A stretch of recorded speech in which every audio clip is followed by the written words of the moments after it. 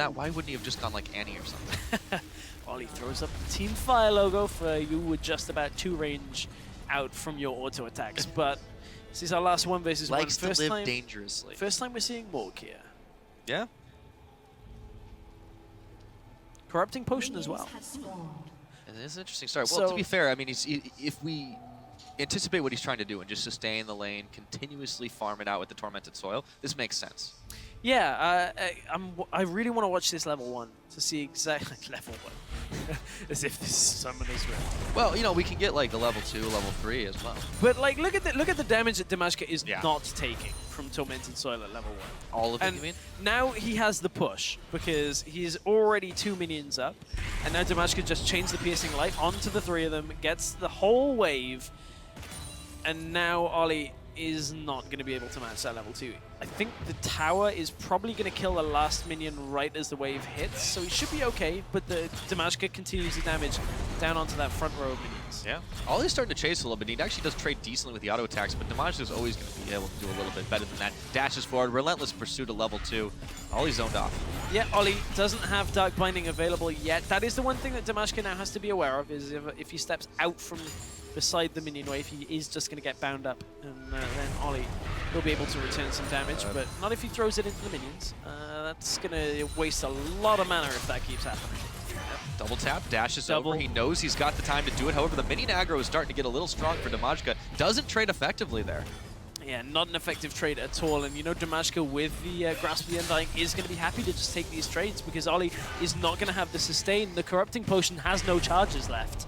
So pretty much done with that first buy on the potion. Dimajke is lower on the health though. He's still got his biscuit though. That's the other scary thing about this. And now if Dimajke can go forward, he's gonna look for it. Olleh, no, he's able to secure it, and he gets Dimajke dark bound for his trouble too.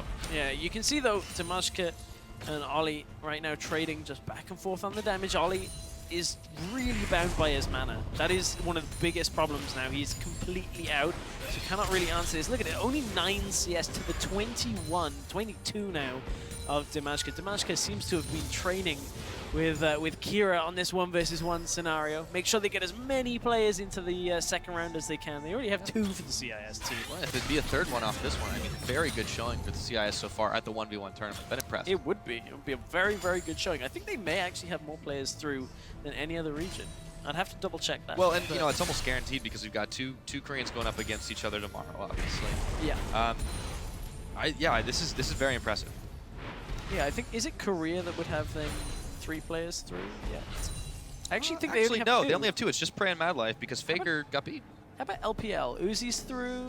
Koros through. And Rookie.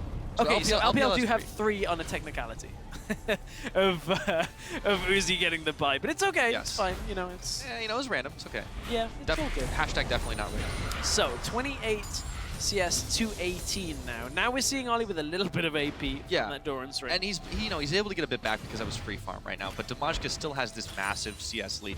He bought himself another Doran's Blade because that wasn't enough swords. He got a long sword as well. Still sitting on the biscuit. He's got the sustain. Once he hits 6, Olleh's got to watch out for a face full of culling.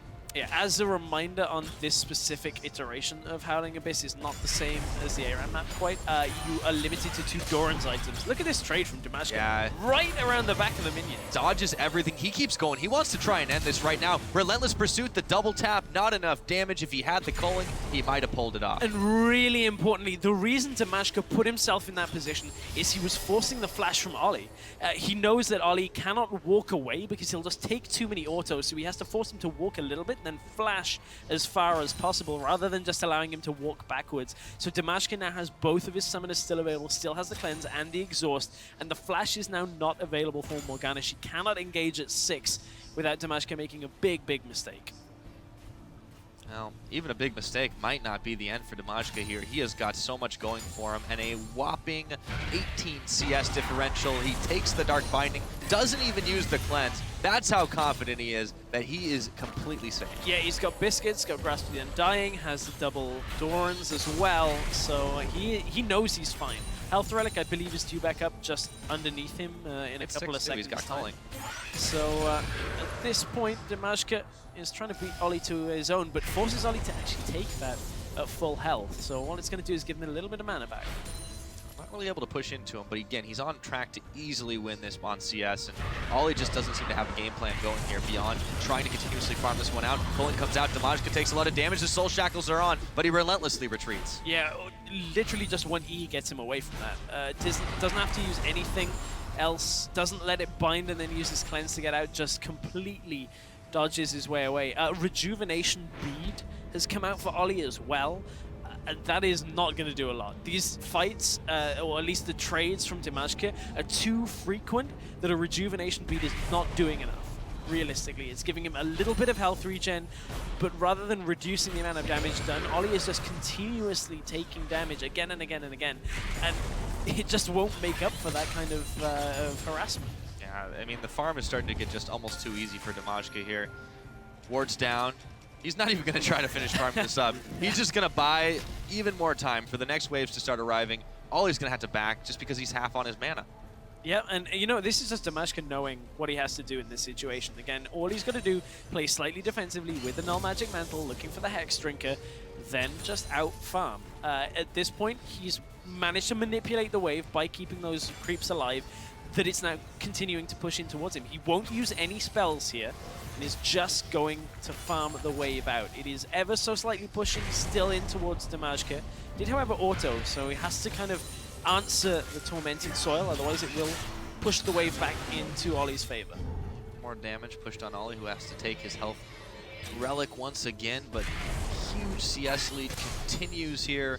Olleh just cannot get in to do much more than send out a singular spell, just using the Tormented Soil, and every time he gets any closer than that, Dimajke's going to punish him. And it doesn't have enough AP to do a considerable amount more other than try and make the wave bounce. That's really all it's doing right now.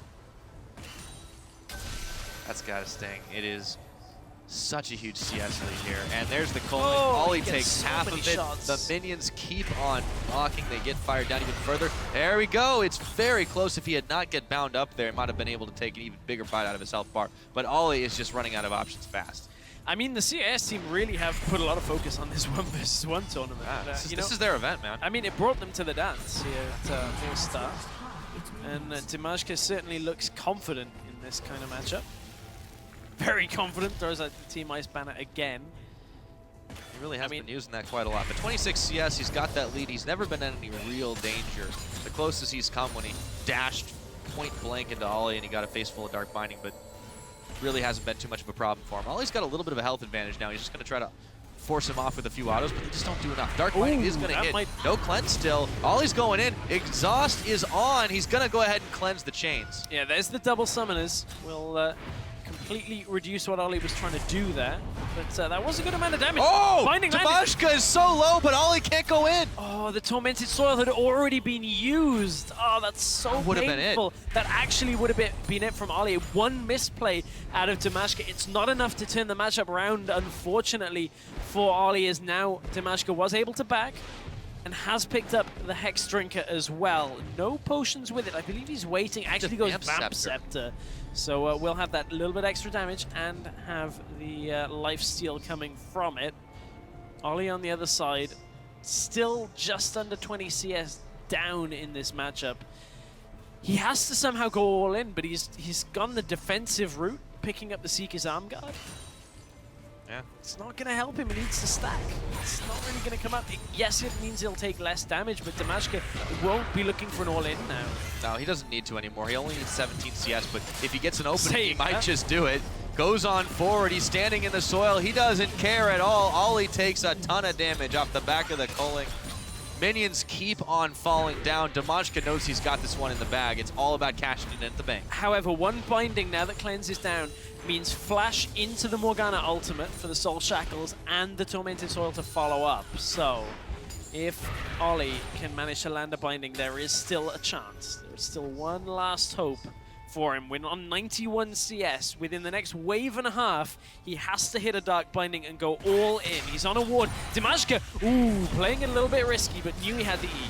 Close to the vest there. Dimajke returns fire, and Olleh is still forced back. Has to wait for the Dark Binding to come back off cooldown, but he is running out of options. 3 CS Yeah. is all that separates Dimajke for another CIS win for Olleh, Team you gotta Ice. get it. Olleh is going Just for it. The blind back's going. binding. He's playing with them. He didn't send it out, didn't have the confidence, and that might be the end. Yeah, I think that actually is it now, because what happens next is Olleh flash ults onto Dimajke, and Dimajke just focuses the minions. I don't think Olleh has enough damage without Ignite. Here's the flash into the ult. He's gonna manage to land the chains, however, but does he have any return fire damage? Torment's Toil's down. Olleh's tanking minion damage as well. The Get Hex the Drinker minions, there's pops. 3. He just needs 1, 2, 3. That's all it's gonna be, and the Poros pop. Another win for